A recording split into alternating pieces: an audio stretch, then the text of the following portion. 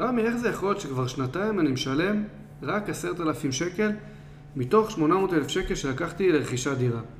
אז יש תופעה שאנחנו מזהים בזמן האחרון, שהמון לקוחות פונים אלינו ושואלים איך זה יכול להיות שהמשכנתא שלי לא יורדת. אז אני רוצה גם להראות לכם בסרטון הזה איך לקוח שלקח 800,000 שקל במשך שנתיים שילם רק 10,000 שקל עבור המשכנתא שהוא לקח למען רכישת דירה.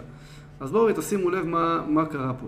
הוא בעצם לקח מסלול משתנה צמודה, פריים וקבועה לא צמודה, שבעצם עם הזמן הריביות עלו, ומה שגרם לו לשלם יותר ריבית פחות הקרן. בעצם הוא כל חודש משלם 2,787 שקל רק את הריבית, שימו לב, לעומת הקרן, לעומת ה-800,000 שקל שבפועל הוא לקח. הוא משלם כל חודש פחות מהסכום שהוא לקח. זה פשוט לא יאומן, אני אומר לכם, אני רואה את זה, כואב לי הלב. כשלפעמים אנחנו הולכים לבנק לבד בלי להתייעץ, לשאול, זה מה שקורה. שימו לב, כל חודש משלם הרבה יותר ריבית ופחות קרן. רק לקראת עוד 15 שנה הוא ישלם פחות. ואני רוצה להראות לכם מה עשינו לו פה ואיך הצלחנו לחסוך לו המון כסף פה בריביות. אז מה שאנחנו עשינו, בנינו לו תמהיל חדש.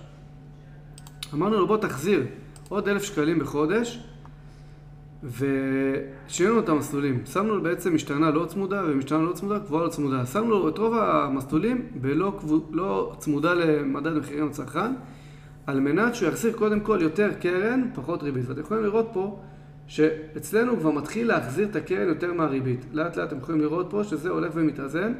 לאט לאט הוא מחזיר יותר את הקרן, פחות את הריבית. אתם רואים עם השנים. שימו לב מה קורה פה.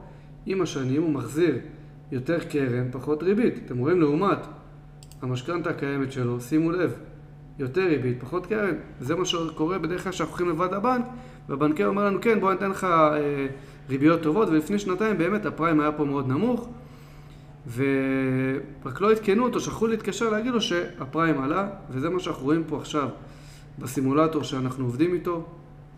אז באמת המלצנו לו פה לעוד ב1,000 שקל, ואני רוצה לראות לכם את ההשוואה. שימו לב כמה הוא הולך לחסוך. אז אנחנו רואים פה שסך הכל, אצלו, סך הכל הוא יכול להגיע במשכנתא שלו, משכנתא של 790,000 שקל ל1,529,000 שקל.